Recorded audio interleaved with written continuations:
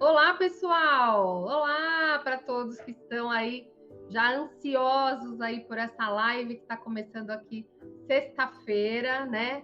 Dia de bagunça, como dizem por aí, mas nós estamos aqui, vamos estudar, vamos aprender. Estamos recebendo aqui de novo no canal grandes amigos Rodrigo Vasconcelos e Cecília Alecrim para conversar sobre apometria, ancestralidade, sagrado feminino, que tá tudo junto, misturado aí, a gente vai cada um poder contribuir um pouquinho aí com esse assunto, mas o tema principal de hoje é um tema novo, a gente até estava falando um pouquinho aqui antes de entrar no ar com o Rodrigo, que é o multiverso ancestral, ele vai falar para a gente um pouquinho sobre isso, mas em primeiro lugar, muito bem-vindos aqui novamente. Obrigada por terem topado esse bate-papo com a gente. A gente que agradece. É sempre um prazer estar aqui com vocês. Agradecemos, José, Caterine, pela oportunidade. Já era para a gente ter feito esse encontro já há muito tempo atrás, mas o reloginho nunca, encaixava. Mas agora sim, agora vamos poder conversar de uma forma bem despojada, bem informal, como diz a história, né? E vamos fazer aí as informações fluírem. Fala pra gente, Rodrigo, começa aí, vamos começar a entrar nesse tema, né? Multiverso ancestral, é ligado à apometria, né? Isso é dentro da apometria. Exato. Então, conta pra gente. Tá bom. Então, no final do ano, né, agora do 2023, eu comecei a fazer uma nova edição do curso de apometria ancestral. E toda vez, Caterine, que eu sento para escrever, parece que abre e começa uma enxurrada de informações. E é tanta informação na cabeça que eu falo, meu Deus do céu, preciso organizar um pouco para poder dar conta de tudo. Bom, foi feito o trabalho, porém, houve uma quantidade muito grande de informações, e muitas informações. Aí eu peguei, conversando com a Cília, eu falei, Cília, eu preciso de alguma forma começar a abrir uma série de informações que elas estão se perdendo pelas especializações. Aí a Cília falou, mas como assim, Rodrigo?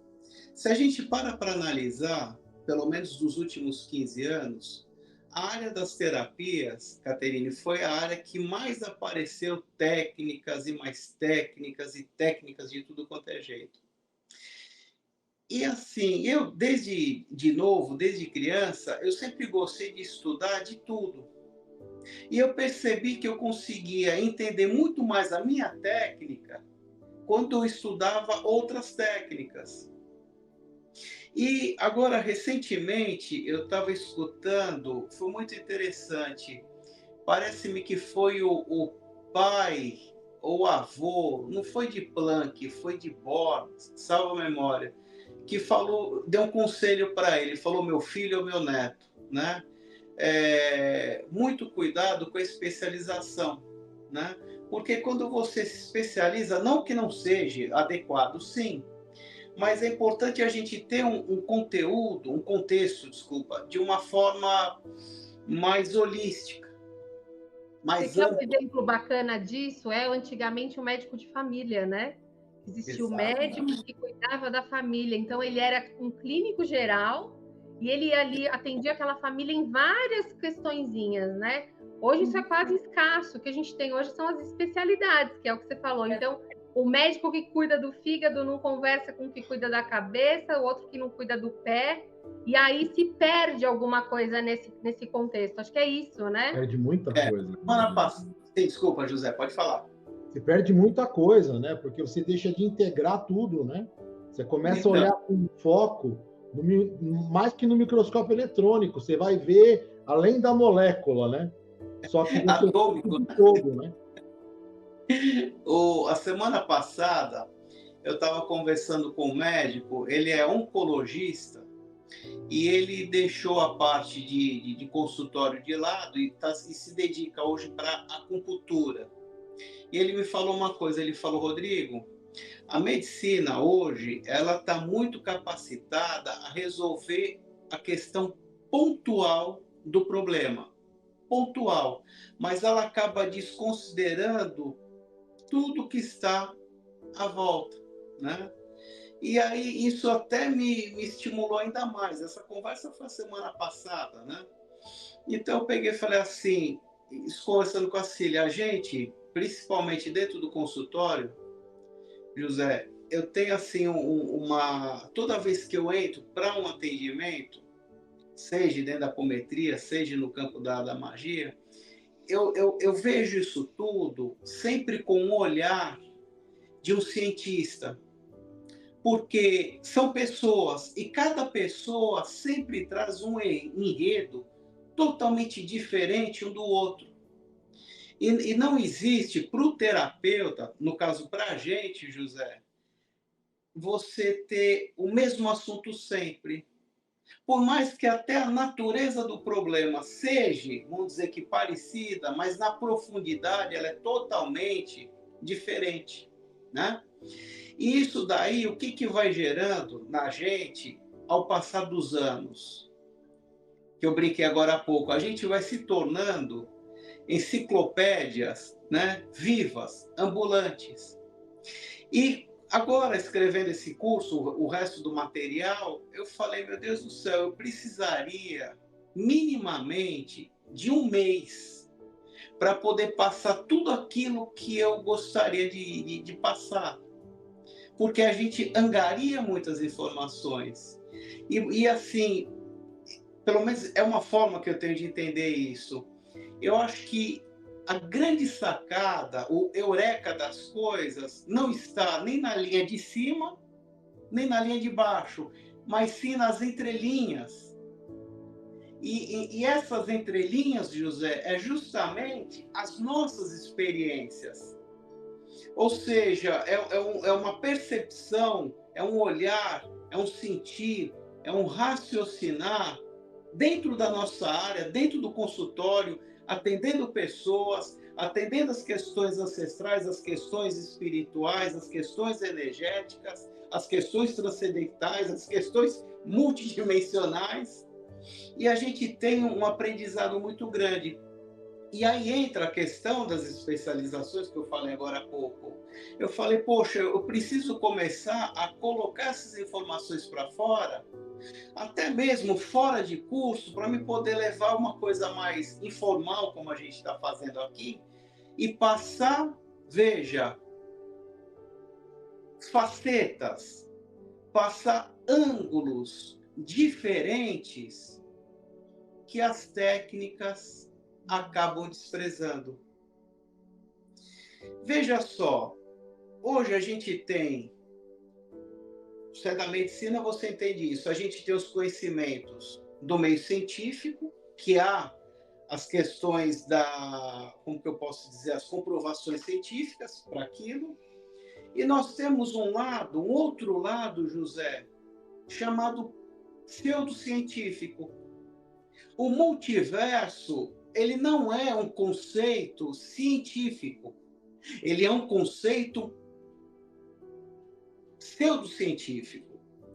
Só que todos nós que trabalhamos com terapias, desde as científicas, né, como a psicologia, ou até chegando no caso as pseudocientíficas, como é o caso de apometria e tantas outras, mas a gente sabe, José, que funciona.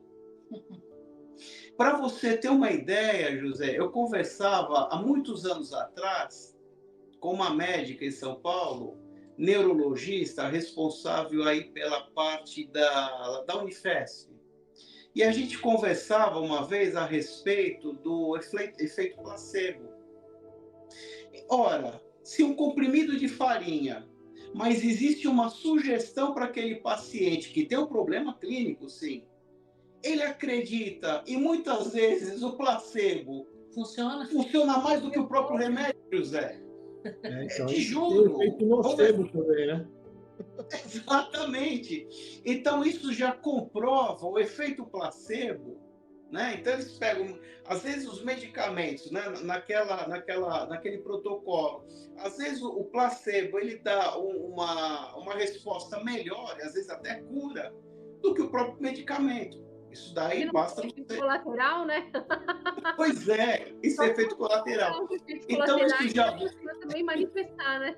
Se me for lembrar, o general Lacerda, né? Quando ele falava de farmacologia, né? Ele falava de uma maneira até irônica, né?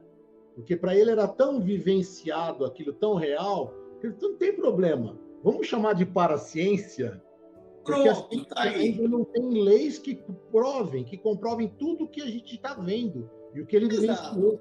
Não dá para afirmar que é científico, então vamos chamar de paraciência. Gostei. Pois é. Gostei. Para cientistas. Aí, até bonito, né? Olha só.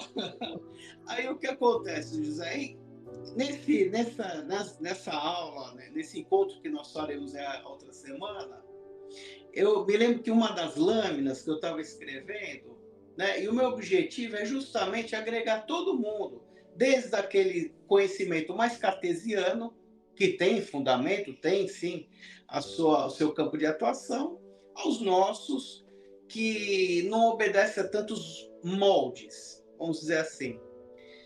Eu vou fazer só um caminho aqui para a gente refletir.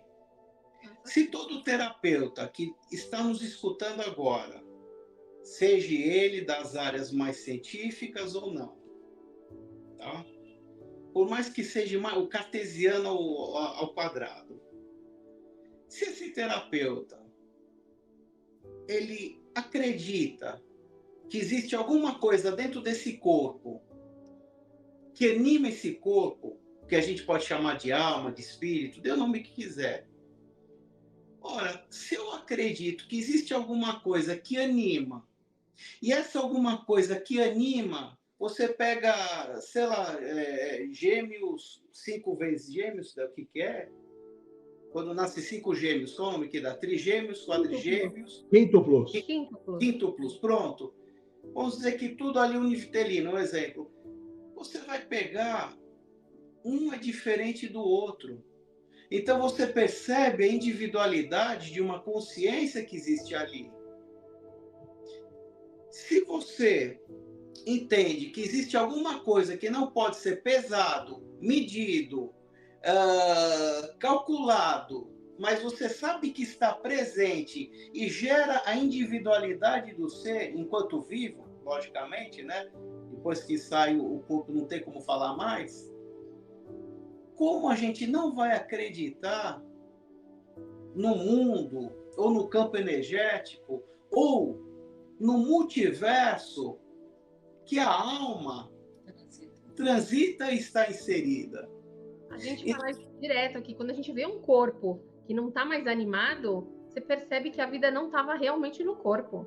Porque é um pedaço, uma carcaça jogada ali, né? Não tem nada que representa a vida. Pode ter acabado de desencarnar, o corpo não representa mais a vida. Então, a gente tem muito que olhar para isso que anima o corpo, né? Exatamente. E aí é onde que entra a história desse multiverso, né? O multiverso, como eu te falei, é um conceito pseudocientífico que explica o quê? Que existem vários planos ou vários universos, um paralelo ao outro. Ponto. Se a gente parar para analisar essa sala aqui que vocês estão me vendo, nessa dimensão vocês estão vendo o Rodrigo e a Cecília. Até onde que o olho enxerga, a gente está aqui dando um valor, um peso e uma medida. Mas aqui nesse ambiente existe poeira, que os olhos não vê. Existem micro-organismos, que os olhos não vê. Existe o plano espiritual transitando aqui. Vai saber, né? Também. Vai saber. São vocês não estão fazendo as cocriações deles aqui, né? Os ectoplasmas aí voando, né? Então você tem todo esse movimento aqui. Isso é o multiverso.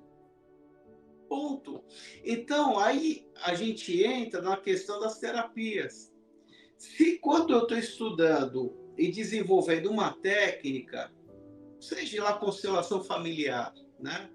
que é uma que eu prezo muito, é uma ferramenta de diagnóstico, de reorganização fantástica. Fantástico. E eu tenho muitos alunos no curso de apometria ancestral que são profissionais, estão estudando, já trabalhando, já trabalham muito tempo com constelação. E eu comecei a perceber que existe uma pluralidade, ok? Vamos dizer, de consteladores, mas o foco religioso acaba limitando o campo de atuação. E muitas vezes, só um exemplo, só um tempero que eu estou colocando aqui, e muitas vezes a questão de uma crença, né, em relação, isso gera uma espécie de uma cerca, que aquele profissional, uma delimitação, que ele não consegue aprofundar o tanto que ele poderia aprofundar dentro da sua terapia. Então eu vejo terapeutas maravilhosos, mas muitas vezes eles não conseguem se aprofundar, não dizendo que a religião vai ser um problema, são coisas distintas, a constelação é uma coisa, a religião é outra, são coisas distintas, ok? Porém, o que acontece, o que capacita cada um de nós nos aprofundarmos é a quantidade de informações que nós temos dentro da gente. Se a gente se predispõe a trabalhar com o ser humano, a gente não pode ter nenhum tipo de limite, nenhum tipo de barreira quanto à nossa capacidade de permear por vários universos, vários entendimentos de tudo que existe. Porque, para a gente, quanto mais informação nós temos, José, maior é a capacidade de nós intuirmos. É a mesma coisa de um computador. Se você tem muitos dados ali, você tem capacidades infinitas de trabalhar com o computador. Se você tem um computador com 3 dados dentro, o que vale o computador? De nada. Entende? É uma questão muito importante, né? Porque às vezes a continuidade da terapia ou o aprofundamento não tem nem a ver com quem está sendo atendido, mas com o bloqueio do próprio terapeuta. Exatamente. Tem uma palavra mágica. Tem uma coisa que eu dou no primeiro mês de aula no curso de magia, agora eu já vou entrar em outro assunto, né? Mas vamos lá. Eu falo a respeito do seguinte, que o terapeuta, o mago, que atua dentro do consultório, eu digo que ele tem que permear por toda a sociedade. E muitas vezes a gente vê uma forma de meio que querer se santificar ou dizer, não isso, não aquilo.